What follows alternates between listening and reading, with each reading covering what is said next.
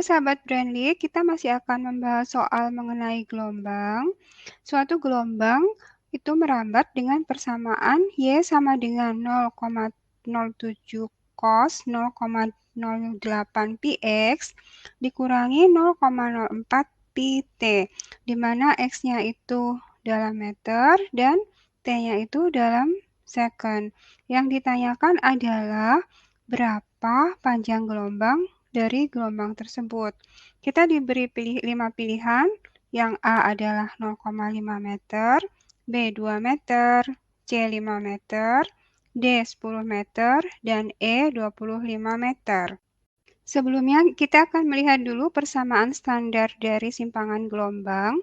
Yang pertama adalah Y sama dengan A sin omega T dikurangi Kx, di mana omega di sini itu adalah frekuensi sudut ya, yang besarnya sama dengan 2pi kali F. F itu frekuensi dalam hertz.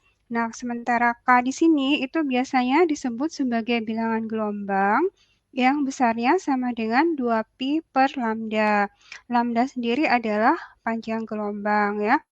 Bentuk ini kalau misalkan ini 2pi-nya kita keluarkan, ini bisa kita tuliskan dalam bentuk yang lain. Ini menjadi persamaan kedua, yaitu Y sama dengan A sin 2pi T per periode, T besarnya adalah periode, dikurangi X per lambda. Nah, kita mau pakai yang mana? Itu terserah ya. Kalau saya lebih suka memakai yang kedua. Kita tuliskan lagi persamaan gelombang yang diberikan, yaitu Y sama dengan 0,07 cos 0,08 px dikurangi 0,04 pt.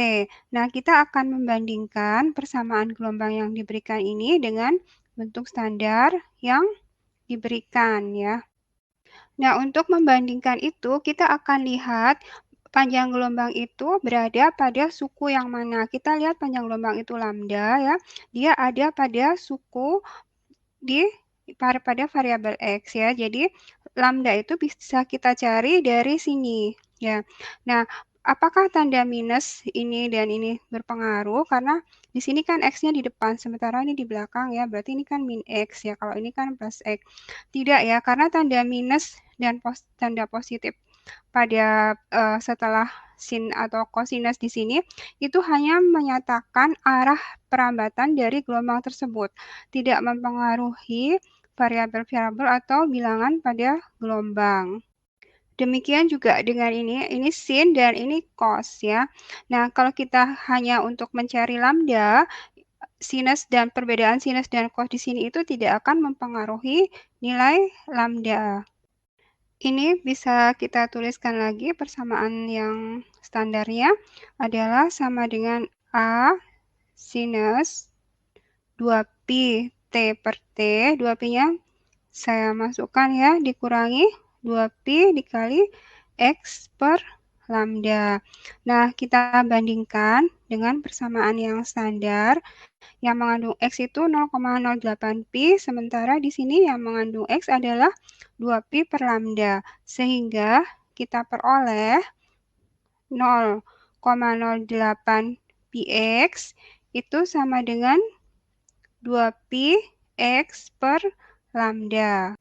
X-nya bisa kita coret, P-nya juga bisa kita coret, sehingga kita peroleh di sini 0,08 itu sama dengan 2 per lambda, atau lambdanya adalah sama dengan 2 dibagi 0,08 ya, sama dengan 2 dikali 0,08 itu adalah 8 dibagi 100, berarti ini 100 per 8.